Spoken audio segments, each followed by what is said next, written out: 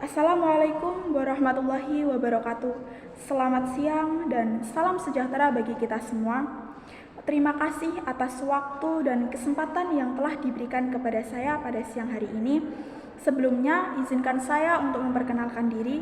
Di sini saya, Anissa Nurfaridayati, sebagai perwakilan debat dari SMA Negeri 1 Luar, dan kepada Dewan Juri yang terhormat, izinkan saya untuk menyampaikan beberapa argumentasi saya terkait mosi perdebatan kali ini yang telah disampaikan oleh tim pemerintah terkait Dewan ini akan mewajibkan orang tua untuk mengikuti tes kelayakan sebagai syarat memiliki anak. Dari pemaparan yang telah disampaikan dari tim pemerintah tadi, ada yang dapat digarisbawahi, yaitu yang pertama, apakah dengan tes uji kelayakan terhadap orang tua akan lebih efektif atau teruji? Dan apabila dalam uji kelayakan tersebut orang tua tidak lulus, apakah tidak berpengaruh terhadap tingkat demografi penduduk di Indonesia? Dan apakah hal tersebut tidak melanggar hak-hak asasi yang seharusnya didapatkan oleh orang tersebut? Melihat dari hal-hal tersebut dapat kita lihat apabila kita hanya atau kita terus berpacu terhadap tes kelayakan tersebut juga tidak akan menjamin orang tua bisa atau baik dalam memiliki anak. Apabila saat melakukan uji tes kelayakan sebagai syarat untuk memiliki anak tersebut orang tua tidak lulus, apakah orang tua tidak berhak untuk memiliki atau mendapatkan anak? Padahal dengan adanya hal tersebut itu akan sangat berpengaruh terhadap tingkat pendudukan di Indonesia, di mana kita tahu Indonesia memiliki tingkat pendudukan yang cukup tinggi. Bahkan dengan adanya kasus tersebut juga akan sangat berpengaruh terhadap hak-hak asasi yang seharusnya didapatkan oleh orang tersebut.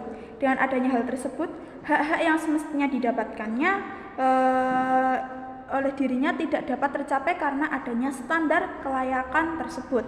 Bahkan yang sudah saya katakan tadi, tes ini juga akan berpengaruh terhadap tingkat pendudukan di Indonesia.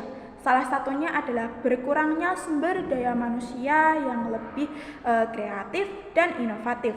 Bahkan akan berkurangnya tingkat kelahiran atau pronatalitas yang terjadi di Indonesia. Bahkan dengan adanya tes ini juga akan menganggap semua orang tua itu sama. Apabila orang tua itu dari latar belakang pendidikan yang baik atau status keluarga itu yang baik, itu akan disamaratakan. Latar belakang tersebut akan berbeda-beda antara orang satu dengan orang yang lainnya. Tidak semua orang tua memiliki latar belakang yang sama. Bahkan dapat dilihat dari segi agama juga, memiliki anak atau mendapatkan anak itu merupakan keinginan semua orang tua, bahkan itu pun kewajiban. Memang tidak semua orang tua itu mudah untuk mendapatkan anak. Dan apabila orang tua yang sudah ditakdirkan untuk mendapatkan anak, apakah ia harus menundanya karena ia tidak lulus dalam hal tes kelayakan, padahal ia sudah ingin sekali mendapatkan anak?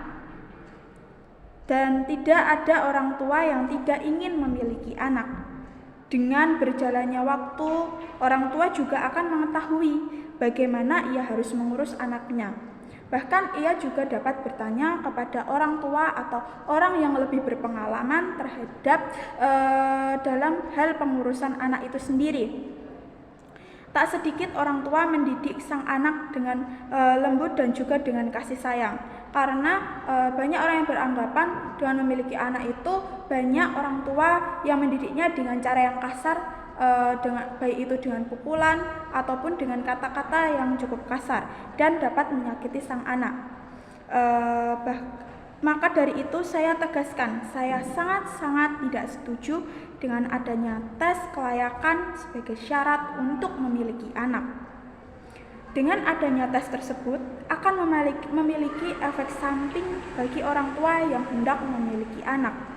Mereka akan beranggapan bahwasanya ketika mereka sudah gagal dalam tes ini, ia tidak akan mampu untuk mendapatkan anak, bahkan untuk mengurus anaknya nanti.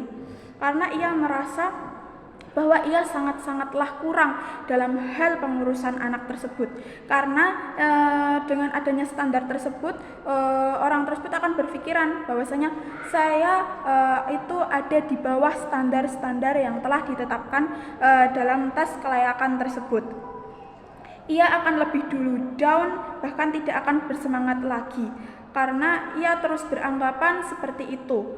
Dan apakah dengan adanya tes tersebut itu akan menjamin bahwa orang tua sudah siap untuk mengurus bahkan mendapatkan anak? Apakah tes tersebut sudah terjamin keakuratannya, dan apakah tes tersebut sudah dipergunakan di berbagai kalangan? Dan dapat kita soroti dalam segi ekonomi, tidak semua orang tua itu dari orang yang memiliki ekonomi tinggi, tetapi ada juga ekonomi rendah bahkan pun sedang. Nah, dapat kita lihat apabila dalam segi ekonomi rendah, apakah orang tua tersebut harus melakukan tes kelayakan syarat untuk mendapatkan anak? Apakah ia harus memaksakannya untuk mengetahui bahwasanya ia layak ataupun tidak untuk mendapatkan hal tersebut? Jadi menurut saya, tes ini bukan merupakan salah satu jalan keluar untuk mengetahui syarat orang tua itu layak ataupun tidak. Karena kelayakan ataupun tidaknya dalam hal pengurusan anak itu tergantung diri kita masing-masing. Apabila kita mau belajar, mau mencari referensi-referensi, mau bertanya kepada orang yang lebih berpengalaman, itu akan menambah wawasan kita untuk dalam hal perawatan anak sendiri. Bahkan tidak sedikit negara belum menerapkan tes tersebut.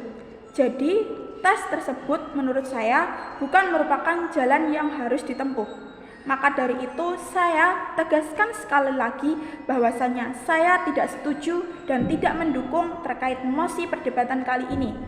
Dan saya berharap Dewan Juri dapat mempertimbangkan lagi terkait mosi kali ini, apakah berdampak dalam jangka panjang ataupun tidak bagi diri kita sendiri.